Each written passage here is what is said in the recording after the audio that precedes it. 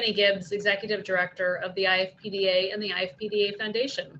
Today is the final day of Print Month, and I hope you will join me in extending a debt of gratitude to all of our cultural partners without whom this month of programming would not be possible. That list includes the Metropolitan Museum of Art, Print Council of America, the National Gallery of Art, the Association of Print Scholars, the Museum of Modern Art, the Los Angeles County Museum of Art, the National Gallery of Canada, IPCNY, and all of the artists, printmakers, scholars, and members of the IFPDA who helped to make this month possible. As grand as it was, we look forward to seeing you in person next October when the IFPDA returns to the Javits Center in New York. Today for our final program, we are going out on a high note with a delightful pairing and a program presented by IPCNY, with artist Joyce Kozloff and master printer and founder of Solo Impression, Judith Solodkin, who are joined by IPCNY Director, Judy. If you have questions, and we very much hope that you do, please type them into the Q&A box. I am happy to report that we have 330 people registered today, so please bear with us if we're not able to get to every question. If you need to leave early, this program is being recorded and will be available along with all of the programs of Print Month on the website of the IFPDA. And with that, I hand you off to Judy. Thank you. Great, thank you so much, Jenny, the IFPDA. Thank you to our participants today. This is the last day of an extraordinary month of panels and lectures, as Jenny mentioned, and many of them I've seen, some of them I'm going to see again. And I've told my family this weekend is not Netflix, it's Printflix. So do go to their website and watch what you've missed.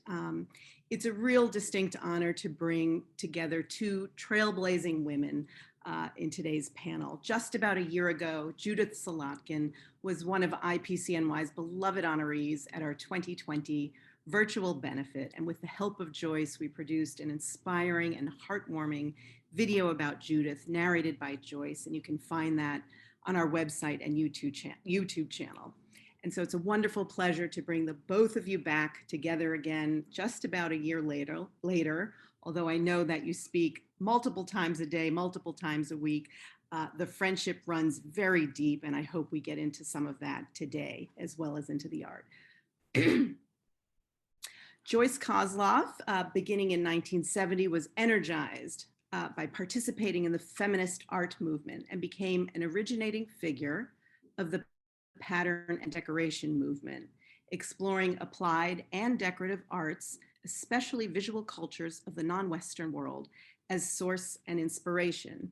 It was a challenge to the art world at the time and their demotion of the handmade, of craft, and of the so-called feminine. And this is the work of Joyce's that is captured so brilliantly and fully in an exhibition now on view at the Hessel Museum at Bard College through the rest of this month. It's called With Pleasure, Pattern and Decoration in American Art, 1972 to 85, and it's a deep scholarly dive, and I encourage all of you to take the train and make a day trip to Bard before it closes on November 28th. You can see a picture of this month's Art Forum cover, which is an article that features Joyce and her work, as well as the exhibition. It's a tremendous honor. It's an overdue honor. And Lynn Cook does a wonderful job in her article. So after the 70s and into the 80s, Joyce concentrated on ambitious public commissions in the US and abroad, many in transportation centers, and we'll see some examples of those today. By the 90s, maps had become the foundation of Joyce's practice, raising geopolitical issues, the role of cartography in human knowledge, the legacy of imperialism, and a way to look at the world both physically and metaphysically. Recently, her large-scale public artworks have included, Recently, her large-scale public works have included the 86th Street subway station at Central Park West, which opened in 2018, and a brand new federal courthouse in Greenville, South Carolina. She's working towards an exciting monographic show at the Everson Museum in Syracuse for 2023, and we very much look forward to that. Next slide on Judith.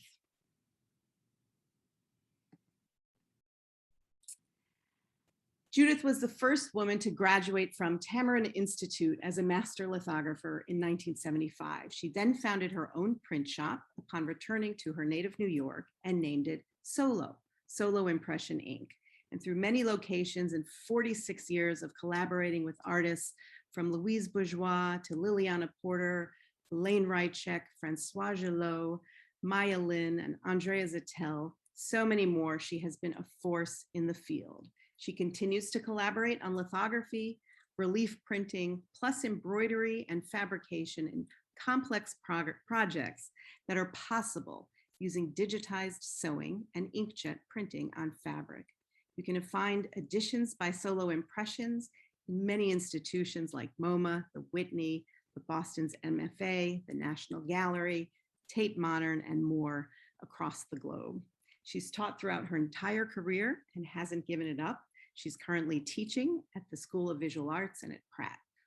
Without intending to, Judith has said she's been a trailblazing supporter of women in the arts since the mid-1970s. She describes the Old Girls Network that she developed with the same rigor and opportunity afforded male artists at the time. She's a mentor, role model, and ongoing point of inspiration to so many, and we welcome Judith along with Joyce today. So let's get to it.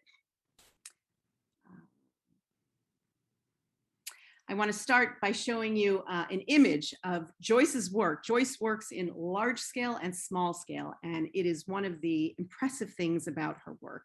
This print that you see on the right is actually the smallest print that you see on the wall in the left. And this is part of our exhibition on view now at IPCNY that celebrates our 20th anniversary and many of the works that artists were cutting their teeth on as they explored printmaking in the early 2000s. And so you see it surrounded by work by Dred Scott and Carrie James Marshall, Thomas Vu, and many others. Next slide. And so I thought before we go back in time that we could spend a little time, Joyce and Judith, talking about the maps. And if you could introduce for us, Joyce, why the maps? They're such an important part of your work in painting, in sculpture, in fabric, and so much more. Why maps? What are we looking at? And in particular with this piece, could you explain and elaborate on the title? Maps are just filled with information, and often they're very beautiful. And during that period, I was particularly looking at antique maps. I did a series of frescoes called Knowledge, in which the maps were all wrong, and they were small. They were 8 by 10 inches. And these monoprints that I did with Judith are also very small, within that same range. And I liked arranging them on the wall, and I liked all the variations and playing with them. These are monoprints, but I added to them with pastel and watercolor. And Judith and I did these together in McDowell Colony, where they briefly had a program that Judith was invited to participate in their print shop, where a printer would come with an artist. And so we did these pieces there. And these are all the variations. This was a fun thing to do. And I continued to work on them at home afterward. You can see here that this is an old map that's wrong, like the ones in the Knowledge series, but they represent the best knowledge of their time. And that interested me because what we think is knowledge today is probably just as wrong as it was back then. And Judith, you can see we put together a kind of animation that shows, I think there are 12 or over 12 in all. So Judith, tell us about some of the challenges of creating these variations. They're litho and oil pastel and watercolor. And so the matrix stays constant from print to print, yet each is so different. So why don't you, let's go back to the prior slide so that we don't get too dizzy from the movement. But Judith, why don't you elaborate a little bit more on how the variations came to be? I was lucky enough to be invited to McDowell to work in the lithography studio, which actually hadn't been used for a while. And Joyce and I came up with a plan that we would do separations, lithography separations, which I could prepare in my studio in New York. And then when we got to McDowell, we printed the litho plates in many different colors.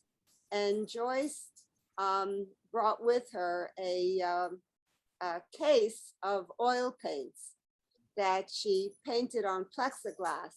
And it was kind of a mix and a match opportunity, so that we would look at the proofs and she would do some mono printing. We print a color, she'd evaluate it and then continue with monoprint or continue with another layer of lithography.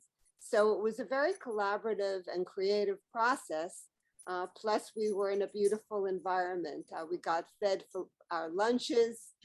We had wonderful lectures in the evening, and we had a very fruitful experience. And Joyce, right after this experience, was off to Rome for a year. So she was very focused. I appreciate that Judith can bring in the technical information, which I don't remember as well. Looking at them, they all look like animal skins to me now. And they look like little beasts. And when you approach a project like this, because you've worked in series in so many of your works, paintings and in prints, do you have a sense of how large the series will be, or does it unfold organically as you move along? I think we made as many as we could print in the amount of time we had there, didn't we, Judith? That's right. That's I'm right. not sure we put a parameter on it. Yeah, we just kept printing, and we only had a very short period of time. It wasn't even a week. It was about a week. It was about a little bit under a week, and so we just focused on the thought of how to interpret these maps, and of course working with these very strong colors from the ink and the oil paint. I'm going to mention a little asterisk, Joyce. That was Max Kozloff's paint box that you brought with you. And you were very sly about taking that, because I don't know that you had that palette available, but Max had to miss his paint box for that week. I don't ordinarily work in oil. I work in acrylic. And the other thing is, probably people in the audience know more about printmaking than I do, but when you print these plates, each one gets a little lighter until it becomes like a ghost of the original one. So I loved that. I loved it having that range. And in the series, the one that's in your show is one of the lighter ones, but there's all this variation. I wish we could have shown all of them. We just didn't have enough. We're showing all of them now. We're showing all now. Let's go past the animation and onto the slide. I'm curious, this is one of your unique works, a collage watercolor, and much larger in scale. So I wonder, Joyce, if you could talk a little bit about the process of making in your practice and moving between mediums, and at what point you sort of if you jog back and forth from painting and installation to print, or how it works, and if you could talk a little bit about the shifts in scale, which are quite radical in your work. Yeah, the only scale I'm really not good at is kind of the over the couch scale. I like lap size, and then I like a large public scale. But the large public scale, as you see in this one, breaks down into small parts. This is not a print, but it is a work on paper. And I did this at another residency, the Jurassic Foundation in California, where I was for a month. And I had this idea for a long time, and it's based on the book Invisible Cities by Italo Calvino, in which he describes 43 fantasy cities, and which I tried to describe in these little inserts. And it's it's on a very large piece of paper. It's acrylic and watercolor. The inserts are collage, and they look like tiles. I mean, I didn't realize it at the time, and I work in tile a lot. But they are representations of these different cities. I don't think you want me to get into too much detail about this. Yeah. But it's interesting that it came about at another residency. And the rivers, it's at the Amazon and its tributaries. They're cut out and pasted down. So there's a slight relief to it. Let's move on to the next slide, because we're going to go back in time to when you first met. We'd like to hear some stories about your friendship. On the left, I believe that represents the time when you met at Columbia. No. And I don't know as much about the image on the right, but we'd love to hear a little bit about your friendship and then how the collaboration grew out of that. And then we'll move on to your first series of prints. Neither of them show us at Columbia. That's later. But we were graduate students together and roommates at Columbia in the MFA program in 1966, 67. And we've been friends ever since. I think the image on the right, Judith, is that the one that's on a bus? We're going to, I think it was June Wayne, a show of June's work, a retrospective up at Purchase. At the Newburger, yes. Yeah. And I had worked with June, and of course, June was instrumental for my being at Tamarind. She started Tamarind Institute in Los Angeles, which then moved to Albuquerque. And I joined the studio in 1972, from 72 to 74, becoming the first woman master printer. And I only worked with June much later on, when I had a studio on Broadway in Prince. So we were both friends of June, and I think, Joyce, isn't that how you heard about Tamarind when you were in Los Angeles? Yes, I was in Los Angeles in 1970 because my husband was teaching at Cal Arts. I was a faculty wife, and there was a big meeting of women artists very early in 1970 at my apartment. Everybody sort of crowded into this one room. And one of them was June. I didn't know who she was, and I'd never heard of Tamarind, but I was painting in the bedroom in the back, and she wandered back there. And afterwards, she came up to me, and she'd seen the paintings in progress and said, "Would you like to go to Tamarind?" And I said, "Well, what's that?" And she said, "It's a 2-month residency in Albuquerque." And I said, "Well, I can't leave my husband and child." And then the next night I went to my consciousness racing group and I told that story, and they all started yelling at me. And I called her back and I said, "Yes, I would like to come." And I went in early 1972 and encouraged Judith to go later that same year. It was a great experience in my life. And that's an experience that changed my life, because I was teaching at Flatbush Yeshiva High School, and very conservative environment, but I did have my first lithography shop set up in Chelsea. And Joyce kept telling them that she had a friend in New York who was printing lithographs, and encouraged me to apply. And when I got in, that basically changed my life. Judith was living in a tiny apartment on 8th Avenue and 20-something.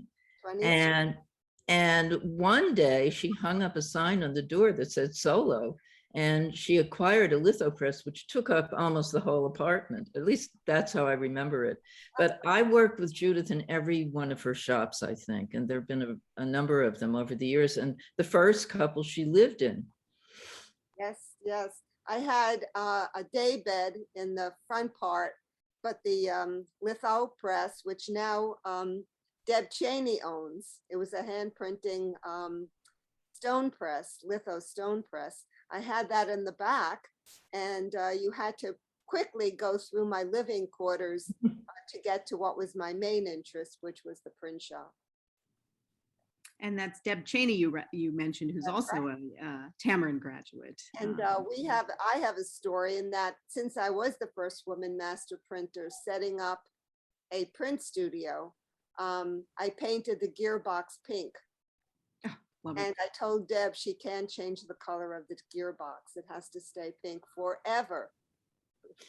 And Judith had a prized possession, which she brought with her from one shop to another, one dwelling to another, which was a red bathtub with gold feet. Yeah, it was 1976, I guess, a centennial or bicentennial or tricentennial edition of this tub. And it was red lacquer and had these enormous lion feet. And I had a loft on 461 Park Avenue South, which I also lived in. But I had a much, much larger studio there. I had about 4 presses in that studio. And I had converted the bathroom to living. And of course, I was living there illegally. They turned the heat off at night. They turned the heat off on the weekend. I went to a lot of movies to warm up. And then I basically elaborated on my printing interest by getting a letterpress and getting a very large lithography press and a whole series of pets. You see me cradling Prince, Prints, who is a Cocker Spaniel in the photo. And that, I believe that's at Joyce's home. It looks like a cat to me. Maybe it's her cat, I don't know, but I'm thinking that was the time. And you have the Jasper Johns on the wall. That's how I know it was your home. That's right. We still have it. That's right. And Judith, I think you have always, for as long as I've known you, had some furry friends in your shop, right? Yeah. And you still do. Yeah. I believe you have one at your feet right now. Thank goodness he's not on my lap, but yes. Tell them the names of your various animals. Okay, there was Prince, there was Roller, then who is a Pekingese, and then Bowler, who is a Bedlington Terrier, and now Color. And the reason I named them all rhyming is I thought that if I start to get Alzheimer's, if I remembered one of their names, they would still react properly. And so far it's working. Well, so far your mind is working. That's right. Let's move on to the next slide so we can talk about your first professional collaboration. This is Pictures and Borders 1, 2, and 3 from 1977, a fairly high edition of each lithography. I believe they're 15 plus colors each. So yes. Tell us, Joyce, what was the inspiration for these particular prints, and what was the collaboration, that first collaboration, like? You know, I got a grant in printmaking to do these, and I wanted very much to do them with Judith. They're based on Islamic star patterns, which I was using in my paintings at the time. And they are very complex. It was extremely challenging for her, especially the registration, but she can tell you more about that. You know, I had just set up my professional shop and had gotten a brand press. Previously to this project, I worked at Petersburg Press and printed a very large Rosenquist print. And then Petersburg closed, and I had ordered a brand litho press. And this was my first major project using in my new studio as solo press at the time, not impression, with all of these colors. And I've always trusted Joyce's ability to understand color. She did lots of sketches with colored pencils.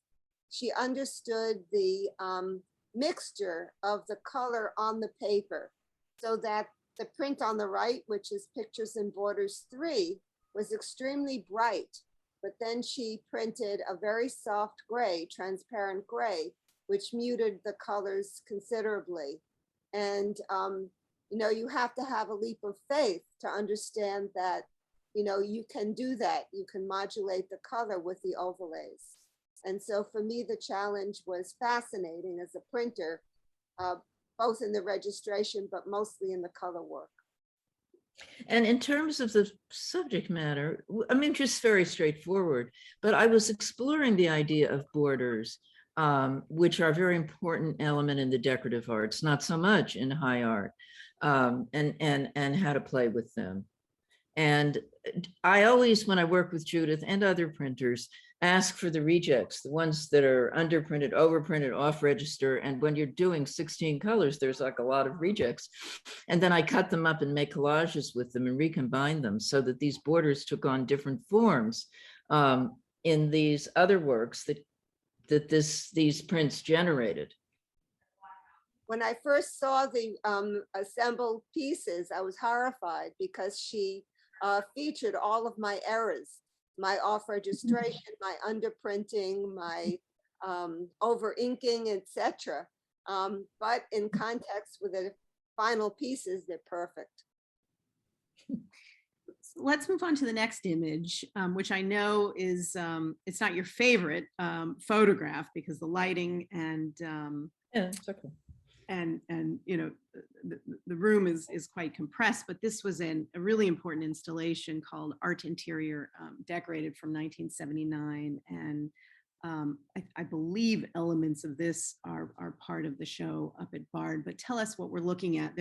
You've got works on paper, you've got ceramics, tiling, you have printed silk.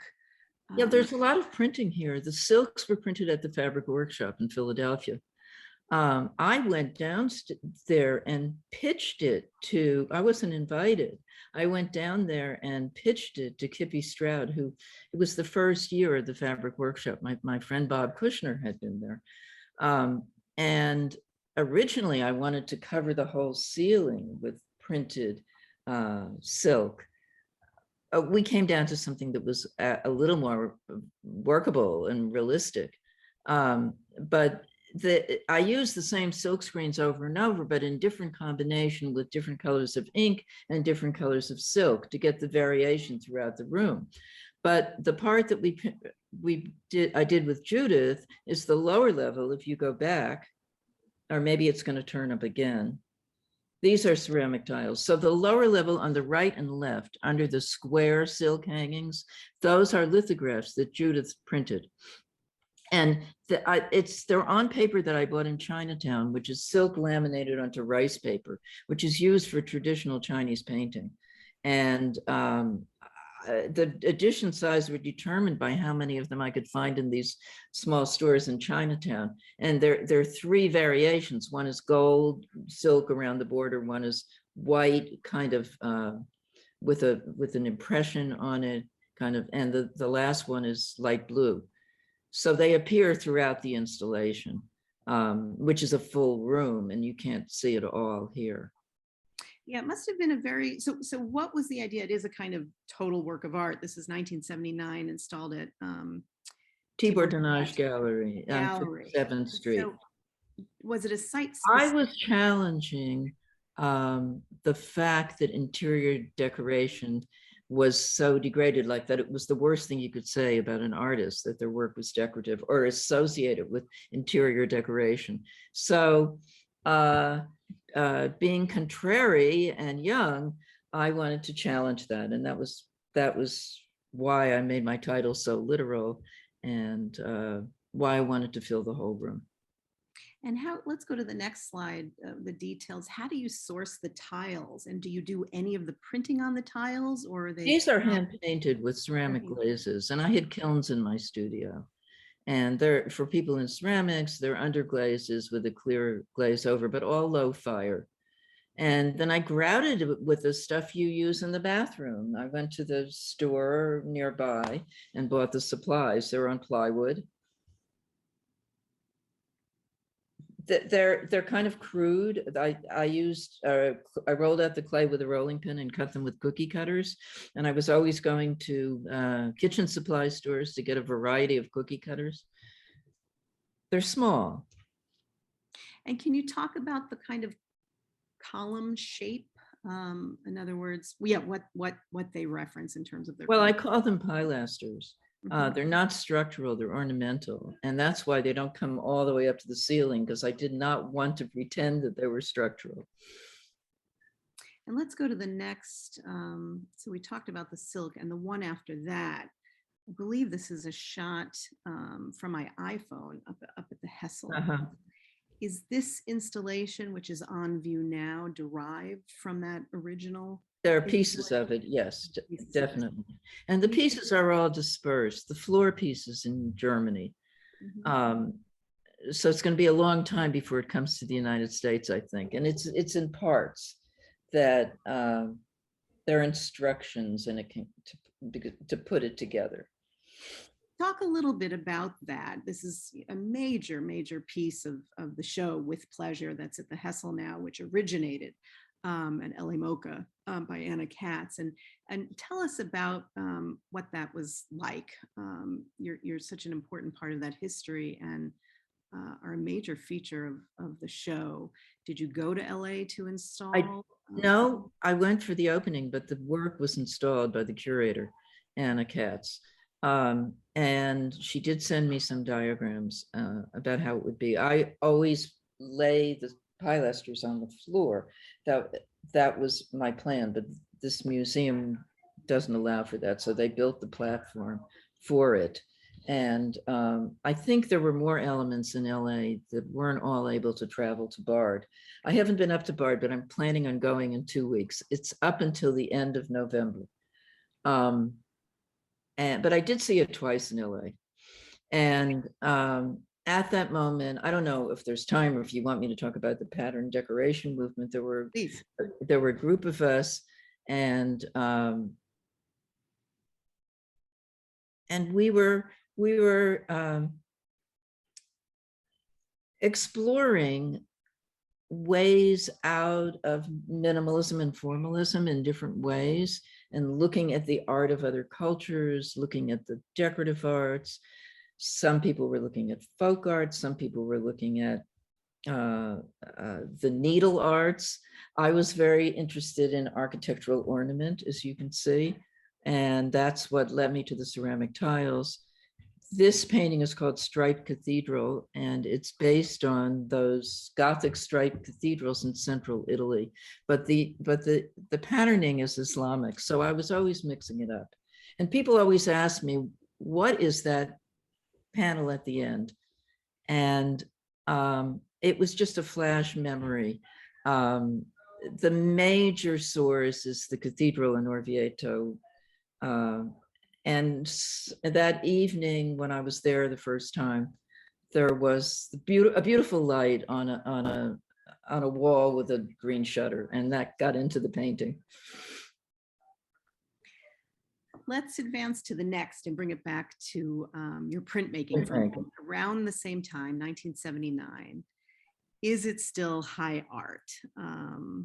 Well, these are the pieces that were in the installation underneath the square hanging silks, and a lot of them, and that's why we printed a lot of them. And that installation traveled to 3 other museums after it was shown in New York, and each time I reconfigured it for the architecture of the different rooms. But these prints that Judith printed on silk, and I wish I had better slides of them, played a strong role in it.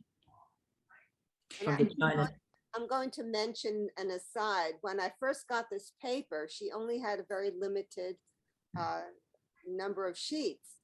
And of course, the registration was extremely critical.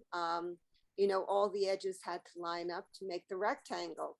And when I ran the first color, I remember this vividly, I ran the first color through, which was a pale blue, and found out that the paper stretched 1/4 of an inch. Since this was not a fine art paper, I couldn't have calendared it. I didn't know it was, you know, manufactured, I don't know where.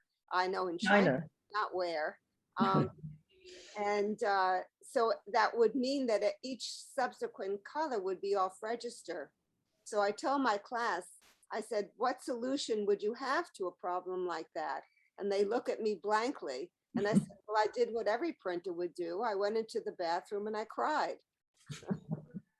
And then I realized that that undercolor, which was such a pale blue, if I just ignored it and printed it again and then printed all the colors on top, it would basically mask the stretching of the paper. So Joyce, I have a whole litany of horror stories associated, and this is Halloween, it's coming up. So I have these stories associated with your work and how I had to continue persistently to get the final result. I'm sorry to bring up a bad memory, but it's a really interesting point because as you said, Joyce, you're not that experienced in printmaking. Of course you are now, but it really is up to the printer to find solutions, technical solutions, creative solutions, and that includes support. And so I think, and in this case, silk, which is not easy to print on.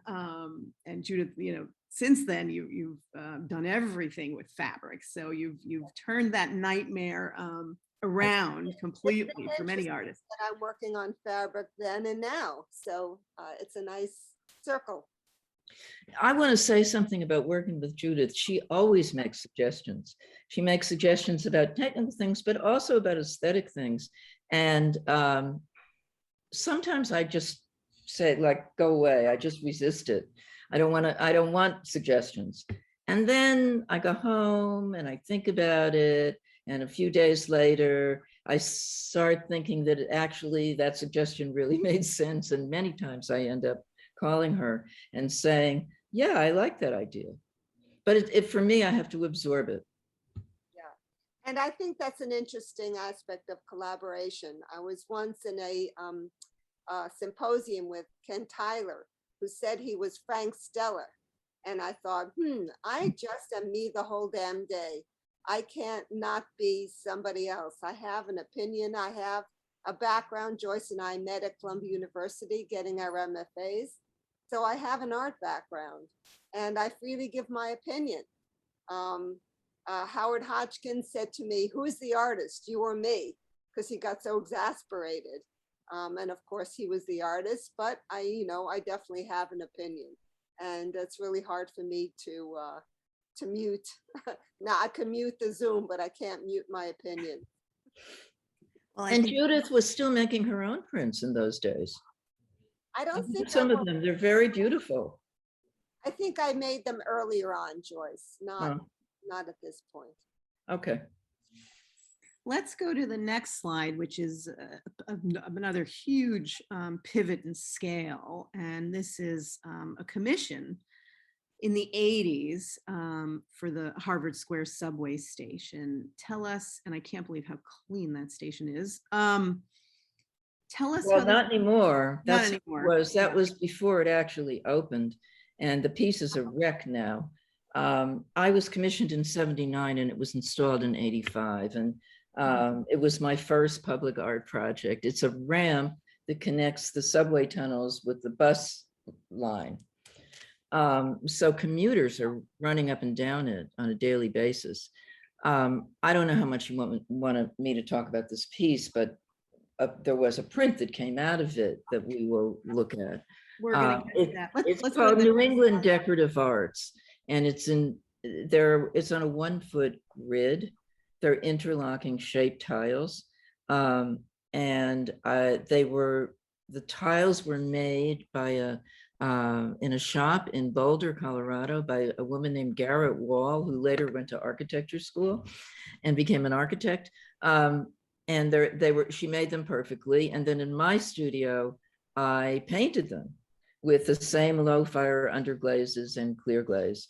And it's in seven, I think, separate what I call chapters. This one is weathered veins and bowsprits, and this piece is called New England Decorative Arts. So each chapter is a different aspect of New England Decorative Arts. And so is this one of the first, excuse me, go ahead. No, go ahead. Yeah, I was wondering, because this is different. You're creating a narrative using the tiles, whereas there was a regularity to the pattern. Yes. So how Well, I approach the breaking public out. art differently. I realized that people will be going through there maybe every day of their lives. I wanted them to have a lot to see, even if they didn't have time one day, on another day they might. And I would say that I wanted to communicate with people without pandering to them.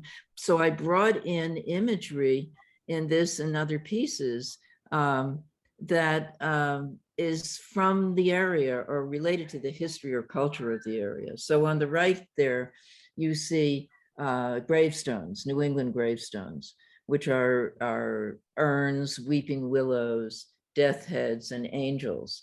And the piece is bracketed with those. And each chapter has another. That's me in the black and white photograph, and Joan Mondale, who was the vice president's wife. And she was known as Joan of Art. That was her thing, you know, how presidents' wives have things. And she was actually a serious ceramist herself. And she came to inaugurate these stations in Boston. This was the first public transit project in America, though there were some in other parts of the world. And the next one, you'll see the litho that came out. Yes. Of it. So how, yeah, tell us the jump from. Okay. Yeah. And this is in the same scale. The piece is 8 by 86 feet. This dimension includes the borders on the print. But the lithograph is in the exact scale of 1 inch to a foot.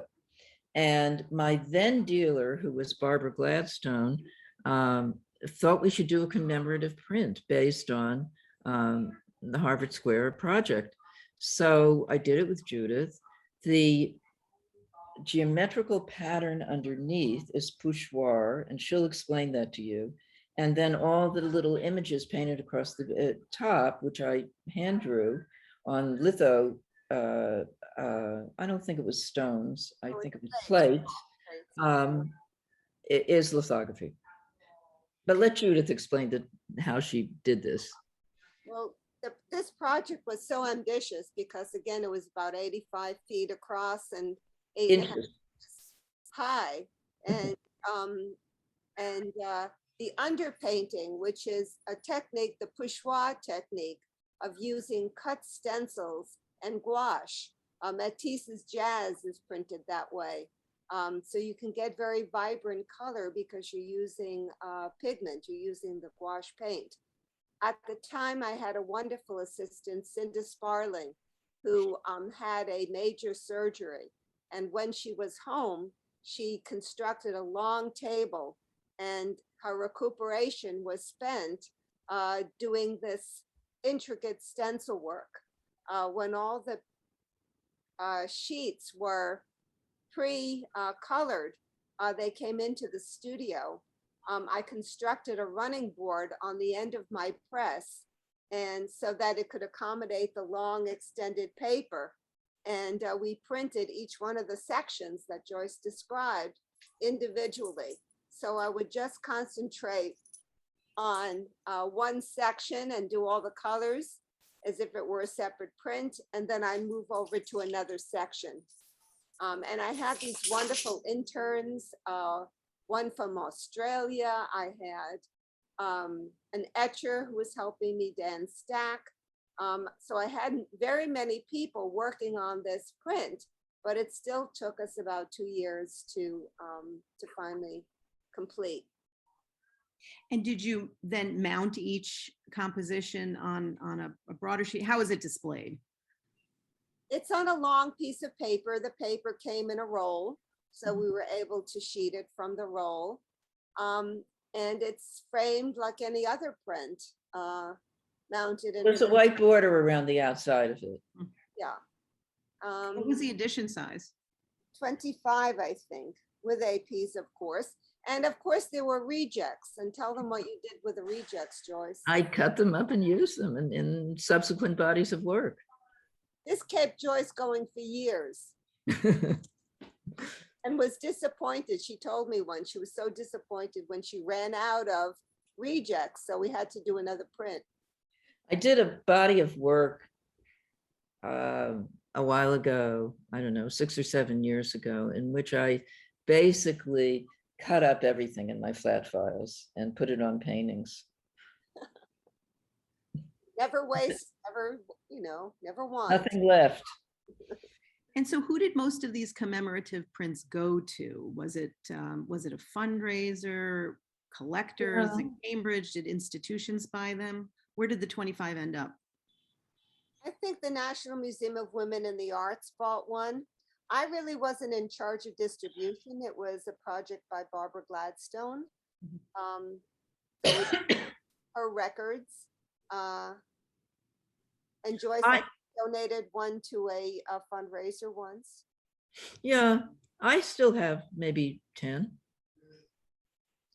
Okay. Maybe those not of you that out many, there. but I still have some. That's good to know. There are 10 out there, everyone. Let's move on to the next series because we want to make sure we have several more slides to get through. We want to leave some time for questions.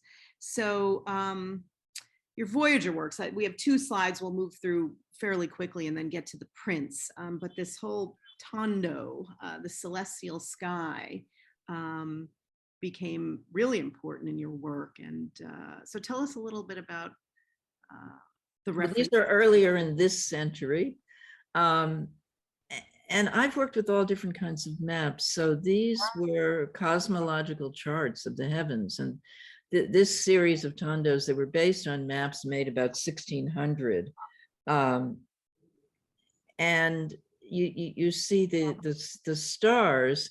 But I always have to have more than one layer in my work. So I had the idea of looking through the tracks of satellites in space down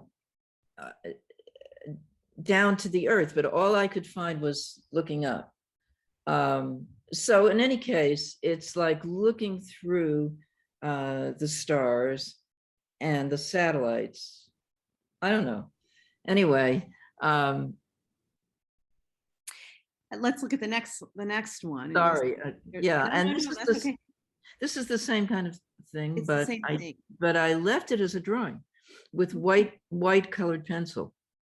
And it's another one of those. These are about 60 inches in diameter, these paintings on canvas with acrylic. And the stars are those little stars that you get in school when you're good, all over them. And again, if you look closely, you can see the tracks of satellites in space going through the stars. So it's interesting because you also have used, so these are the actual metallic stars that you pick up at a dime store at Staples today. Yeah.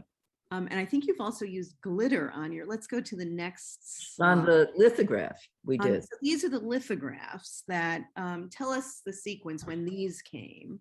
And Voyager 1 and Voyager 2, lithograph and glitter. So were these in relation to the paintings? How are they? Yes, they came out of the paintings. I'm sitting in front of one of them now, and Judith is sitting in front of the other. I talked to Judith about whether we could do a version in print. And first it was just the dark one. And for the tracks of the satellites in space, it was her idea to do it with glitter, and she'll explain how she did it. And I think it was her idea to do a lighter version also. Well, it was the idea of the sky at dawn and the sky at dusk. And you referenced, you know, these early maps from 1600 to the NASA projectiles of what their map would be. And so again, it's about knowledge and the exploration and the transformation of knowledge through time. And you have all the animals that were identifying the constellations. And just like you did in those early pieces that we did in McDowell, New Mexico and Florida, where you altered all of the colors and created a series. So here you're also, by altering the color, you're changing the context of when the sky is viewed. She does a better job of explaining my work than I do. So explain to them about the glitter, Judith. The glitter, well, I was into using these thermographic inks. You know, I get ideas that I need to try out. And so I have to find an artist who's willing to be my guinea pig. And so here I underprinted varnish and then applied this thermographic glitter to it, which it then sets up in the varnish. It's and hard to see online, but you definitely see it when you look at the print, like the one behind me. Yeah. It really sparkles. And the one behind me as well. And these are considerable sizes, 31 by 31, almost 32 inches square, and they bleed to the edge. And I think they make a terrific diptych. And so there were 2 of these, but if we go to the next slide, weather, there were 15 of these, I believe, in all. These are monoprints again. Litho and back to monoprint. So tell us Right. a little bit about this, and we're going to move through the images. We've Yeah. got a couple more, and then your most recent project we want to get to. Yeah, it's the same idea of using monoprints to do as many color variations and surface and texture variations as you can come up with. These are weather charts. And like even back then, we were all becoming concerned about the weather. And I guess that's what motivated me. But I think Judith should talk about making these. These were challenging too. Let's go to the next slide. You can see the making. Judith, tell us. Once again, with the undercolor printing of the monoprint with, in this case, it was with ink. And then also using these lithography templates, and then also using the ghost impressions so that you print your first impression at full color, and then you get the cognate, which is the reduced color impression, and that sometimes acts as a tonal start to the rest of the design. And to me, it's a wonderful way of thinking on the press, that you're using the press as a paintbrush, and you know, and just a conversation with a printing activity, so that your idea develops with the press itself. And on the left is my studio in the Starrett Lehigh building with those wonderful stanchions, and Joyce is, I guess, doing a little hand coloring on, she can't leave it alone, on one of the pieces. And then these became, the next slide, part of an installation. Tell us about this one. Let's move to the next. You see the prints on the right, the prints are in the back on the wall. Yes. This is in Judith's, that was Judith's largest shop of all the shops. And now she's in her smaller one, but in West Chelsea. And she had a gallery there, and she did exhibitions. And she said, let's do an exhibition of some of your recent prints. So those weather prints are on the back wall, the small ones. The long ones are woodblock prints that were printed at the Hui Noio in Maui, Hawaii. And I did them as part of another installation. And I don't know whether you want me to talk about them, but it does show the large and the small again. My 2 scales. And some of those hanging prints have an etching, the black horizontal strip across the bottom of them. Yeah. Well, anyway, what were you going to say? So Judith, you had an exhibition space on the same floor in the Starrett Lee building? There was a separate room connected to my print shop. You know, it was in the 80s to, I guess, the 90s or 92 or something. So the art market was very flush. I was getting a lot of work, and I had the ability to have a number of exhibitions. I was unaware of this. I wasn't on the scene yet. That is amazing. At some point, I'd love to know the history of the exhibitions that you put on there. I had Bill Wegman, Richard Bosman, Howard Hodgkin, I had a whole series of basically artists I was working with, and this gave me an opportunity to show the prints. Fantastic. So let's look at the final 2 slides, which is a more recent collaboration, and you've brought another printer into the picture, Greg Burnett. So how did this come about? Oh, go ahead, Judith. Oh, the Metropolitan Museum has a series of publications. Now Laura Einstein is doing that. But at the time, Michael Hladky had suggested a show of Joyce's work at the Mezzanine Gallery, and also decided to publish a print.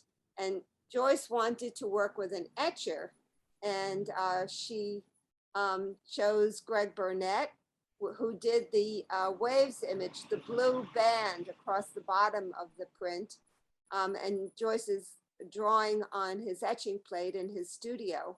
And I printed, now an inkjet print, I printed the top section of the map of Manhattan. And Joyce will tell you more about the content of that.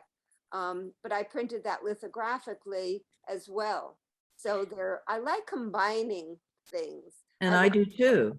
That's the print. And it was Gregory Burnett who said that I should do the upper half with lithography, that it wasn't appropriate for etching. I wanted to do an etching because I hadn't done any etchings in a long time. And I enjoyed working with both of them, and I think it worked out very well.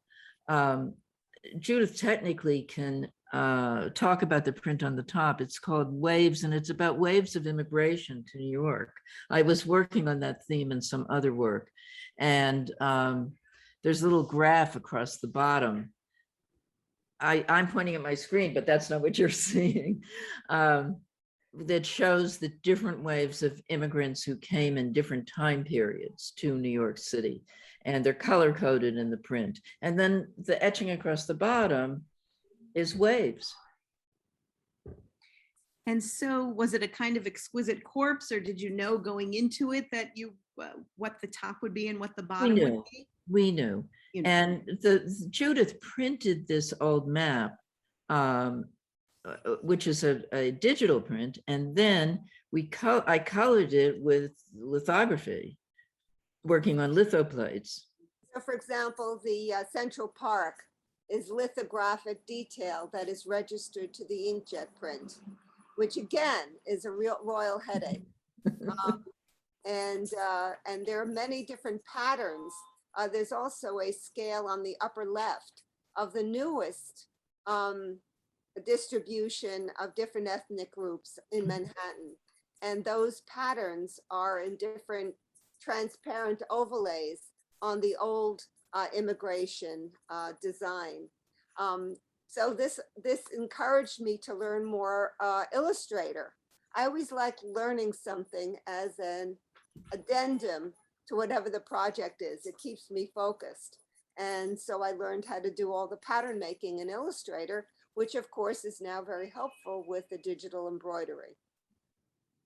Yeah, this is a little pale, so you can't really see it, but the color areas are patterns. And that was all new and interesting to do for me. I did do a body of another body of digital prints with another printer in this similar time period. So I was exploring that. It's great. I hope, it's clear that the friendship is deep, the mutual admiration and guinea pig nature of your collaboration is lovingly explored and embraced. And we just want you to keep making it, keep going in any and all ways that you can. I want to get to a couple of questions here.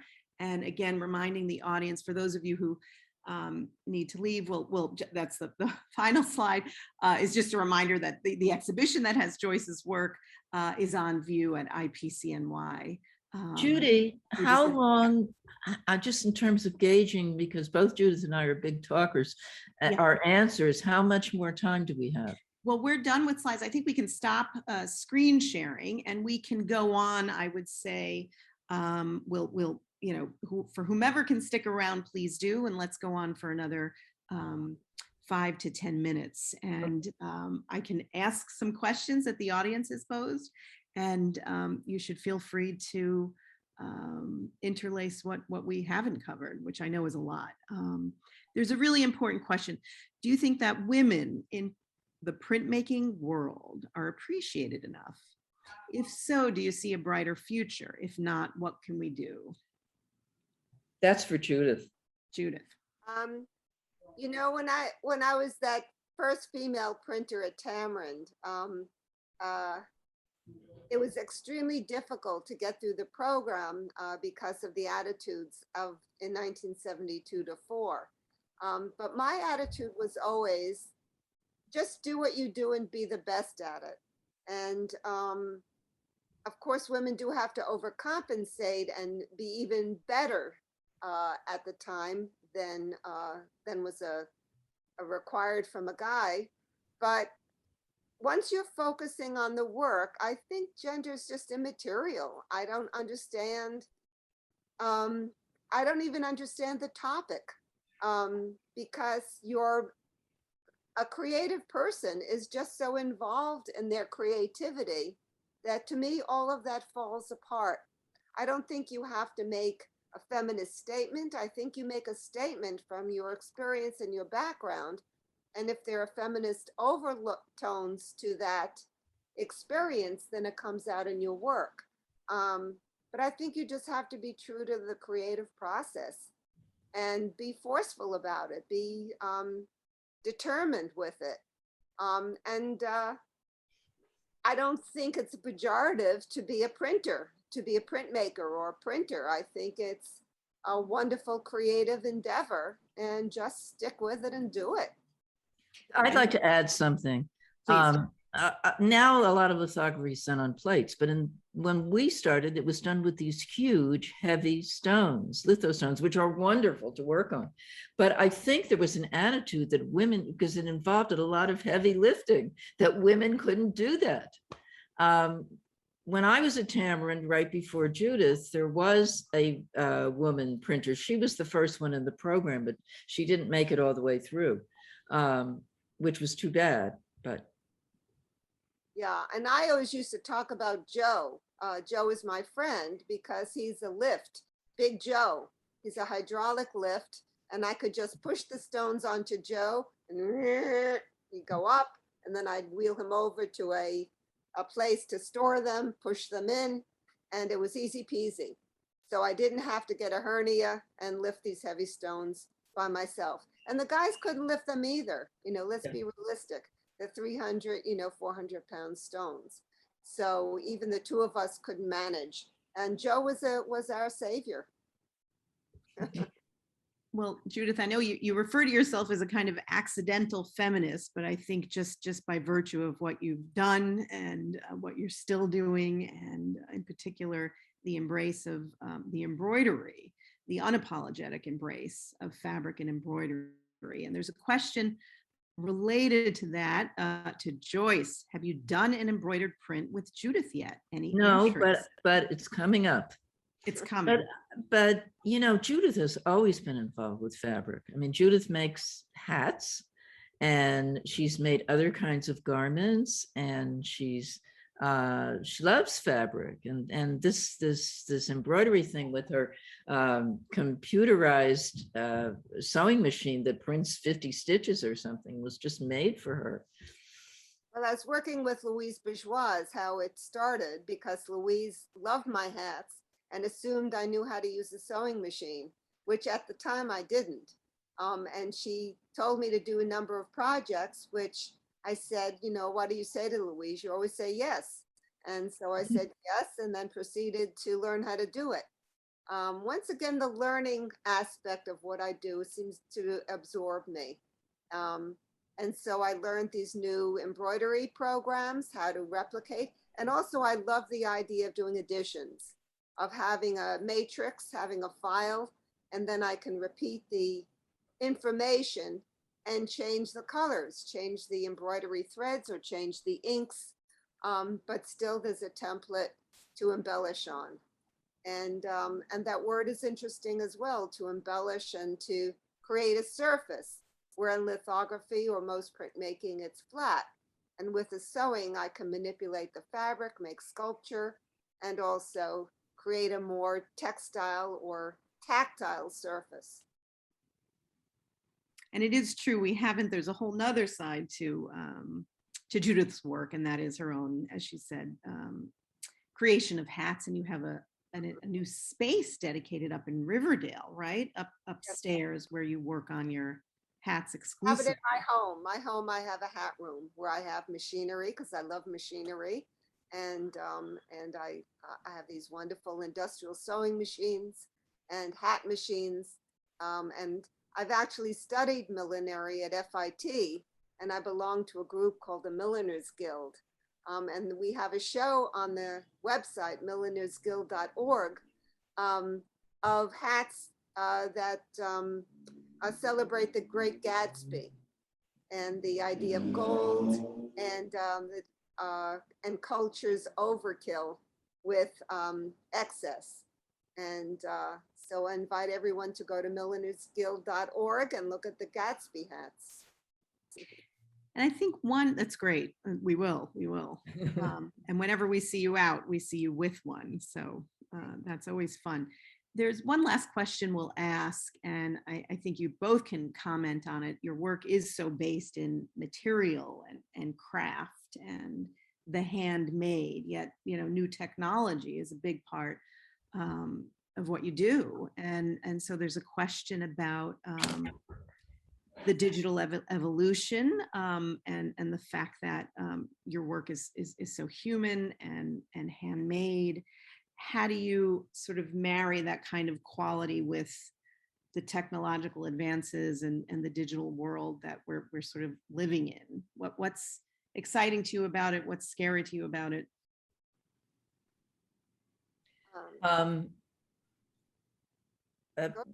People who are my generation, with some exceptions, are generally not intuitive when it comes to the computer. We have to learn things. We have to be shown. And sometimes we have to collaborate with younger people for whom it is intuitive. And that's fine. And I've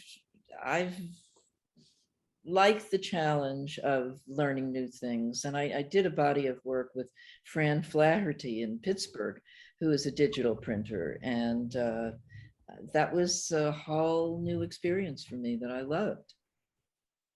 And I embrace all computer, information. I teach at the School of Visual Arts, and I teach a class for continuing ed in digital embroidery, and we do it all online. And then I teach an undergraduate class in the same. And the students are maybe more visually adept at poking at the screens, but I'm more adept at manipulating the software. And it's really a nice give and take between the younger generation and, as Joyce said, my generation. But I embrace it. I love it. And whenever there's a new, toy to play with, I'm right there to welcome it. I think of Dura fiddling around with, when he was doing woodcut, he tried some iron etchings, and it didn't quite work out for him. But, artists love to try the new, and it never stops. And I think it's important to always embrace the zeitgeist and to incorporate it into your ideas. It's a great sentiment to end on, and I think you Judith have been absolutely pioneering in this way and fearless, and Joyce as well. And I thank you both. We want to see the embroidered work that you're going to do together. What else is coming down the pike for you, Judith? And Joyce, your show, your monographic show at the Everson. A lot of exciting things percolating. So keep us posted. We'll follow your websites. And it's been a special time hearing about your friendship, your collaboration, your sisterhood. And it's really inspiring to so many of us. So Thank you. And Jenny, I'll hand it back to you. Thank you, Judy. Thank you, Judith. Thank you, Joyce. That was a really emotionally resonant, satisfying place to wrap up this month of programming. In addition to the institutions that were named at the beginning of the program, I wanted to extend special thanks to Jennifer Farrell, Nadine Orenstein, Mary Weaver Chapin, Shelley Langdale, Deborah Wood, of course, Judy Hecker, my rock, Sherry Young, and IFPDA Board President David Tunick for all that you did to make Print Month 2021 possible. Thank you, and we'll see you next time. Take care. Okay. Bye. Bye. Bye. Bye, Judith. Bye, Joyce.